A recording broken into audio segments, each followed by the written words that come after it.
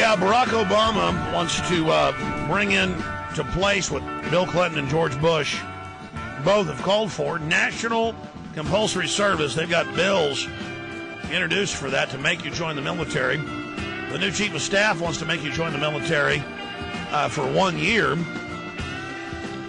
of course, be a slave, the slave master Obama. But because I don't want to be his slave, I mean, you can't have a black guy who's for slavery. Funny, it was blacks selling blacks on all the slave ships. We've had slavery worldwide over and over again by every group enslaving. I mean, Rome enslaved mainly white people. But see, folks don't know that. They think, well, you know, if Obama says the government's going to own me, that's great. You got all these people saying, well, I don't have to worry about my bills anymore. Have you heard these clips? I don't have to worry about my taxes anymore. My whole future's solved with Obama. Meanwhile, with the bailout, he's just giving all the money to foreign banks and laughing at you.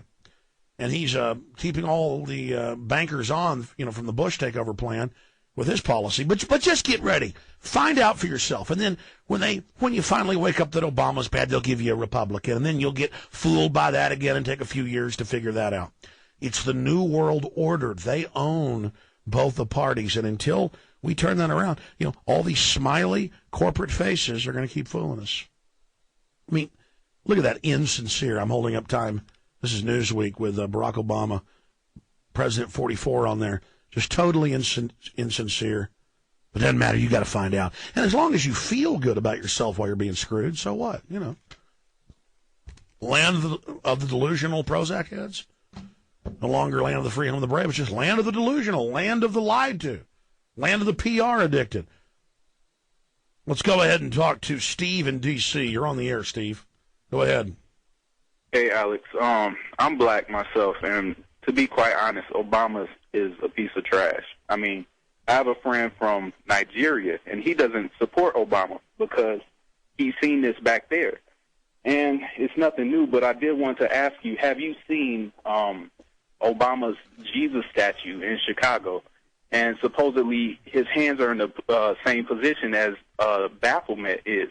It's as above, so below. And also, if you'll notice... That's the same one, the famous George Washington statue where one hand's above, one hand's below. Yeah. No, I haven't seen the Obama statue saying he's Jesus, but I've seen all these headlines and articles in the mainstream corporate press that told us that Iraq had aluminum tubes and uranium and WMDs and carried out 9/11, and the same corporate press that told us George Bush was a great guy is now calling him the one. And I feel so sorry for all these folks.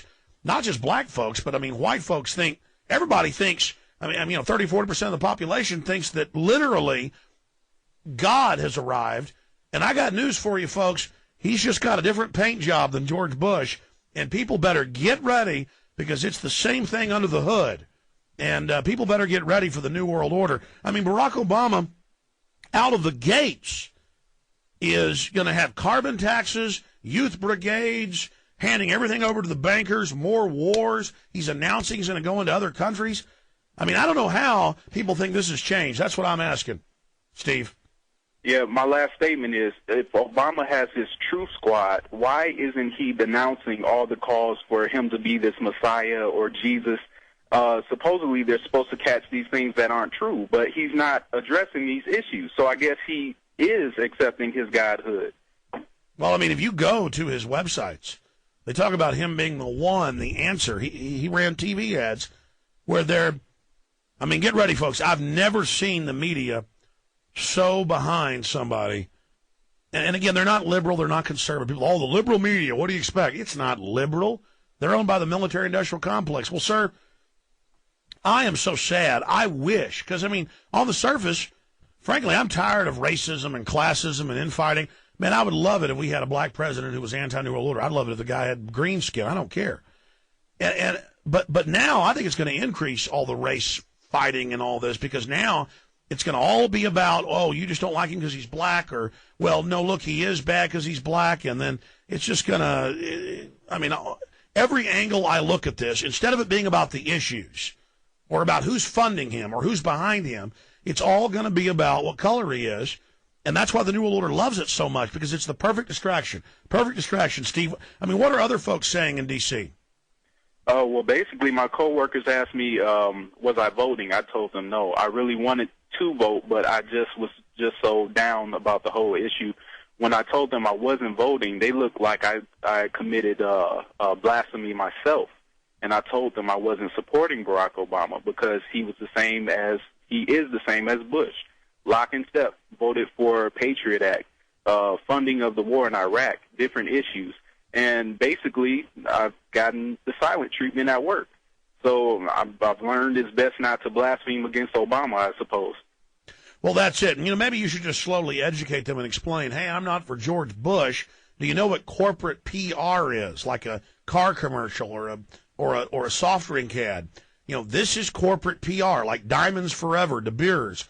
Again, the American people aren't aware they're being showered. They're being bombarded with propaganda, and then they're convinced propaganda doesn't exist instead of looking at what somebody actually does. But bottom line, again, they love Obama because he makes it look like we're going to have change. Meanwhile, the whole New World Order agenda continues, and I appreciate your call, sir. And you know what? Oh, man. Any way you cut this, we're in trouble. And people say, well, why didn't you vote for McCain? Because I can't endorse 8 years of George Bush and lying and warmongering. I can't go along with all of this. I didn't vote for Obama either. I'm not going to be part of this anymore. You understand, folks, that the police are still going to stage riots. The government's still going to ship heroin and cocaine in. They're still going to arrest people and secretly torture them to death and torture them for confessions. They're still going to hand trillions of dollars to the foreign private banks. It's just now, instead of people not trusting George Bush, knowing he's a lying scumbag, after 8 years to figure it out, the New World Order's put on a new set of tires. They've put on a new birdcage liner. They have put out another distraction. It's so simple.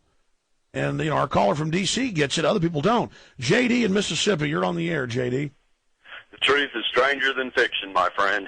It is. I just wanted to run past you a few things. First, on November 22nd, there's going to be a In the Fed national protest.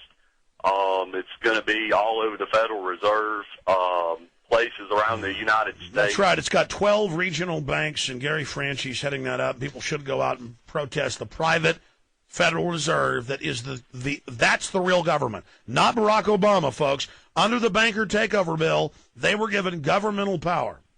Exactly. And me being here in North Mississippi, we're going to be up in Memphis. I just got me a Gadsden flag to take up there that says "Don't tread on me." It's got the coiled snake on it. We're going to be up there filming it, trying to bullhorn them. There's going to be in Nashville, all over. I'd like to see it international.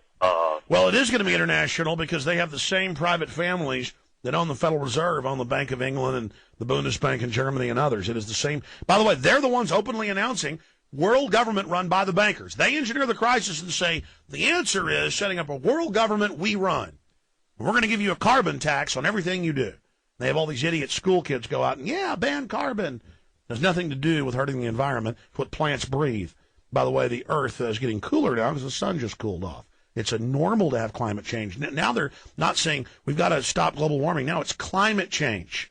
Pretty soon, it's a conspiracy theory. There are no seasons. The old-timers claim that once the Earth's temperatures changed, but not anymore. That's a lie of Al-Qaeda. Al-Qaeda tells you there are seasons. Al-Qaeda tells you some decades are cold, some are hot. Some winters cold, some not, some moderate. That's a lie of Al-Qaeda. And if you question that, the great lawgiver, Lord Obama, sends you to the love camp. Let's go ahead and take another call here. Let's go ahead and talk to Jeremy in Tennessee. Jeremy, you're on the air. Welcome. How you doing, Alex? Got a bit of a cold, but I'm good. Go ahead. That's why I sound a bit different. Hey, Alex, I was letting you know I'm a soldier. I've been calling in on your show for about 2 years.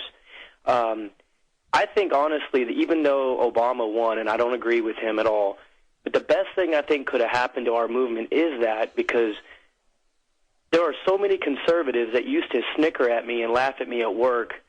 You know, I'm around a lot. I'm in a special operations unit, and I don't support Bush. I don't support McCain. And now suddenly they're worried about FEMA, and they're worried about youth brigades. I had a female captain come up to me on Friday at the gym, come up going, you know, we're all going to die now. And I'm like, yeah, welcome to my nightmare. I've been telling you about Obama for a year, you know. So I had a story. It's kind of positive about something I learned from you. I'm an NCO in the Army, and there's a lot of good people in the Listen, military. can you stay there through the news? Yes, sir, I can. I promise we'll go to you. I mean, it's so childish. Frankly, I don't even feel like being here most days, because why do I have to explain to the audience, not my listeners, but other people, on AM and FM listening, that it isn't about George Bush or Obama. They guys don't run anything. They're cutouts, folks. They're fronts. We're talking about what's going on in the back room. The big boys, the bankers. Stay with me. We can save the republic together.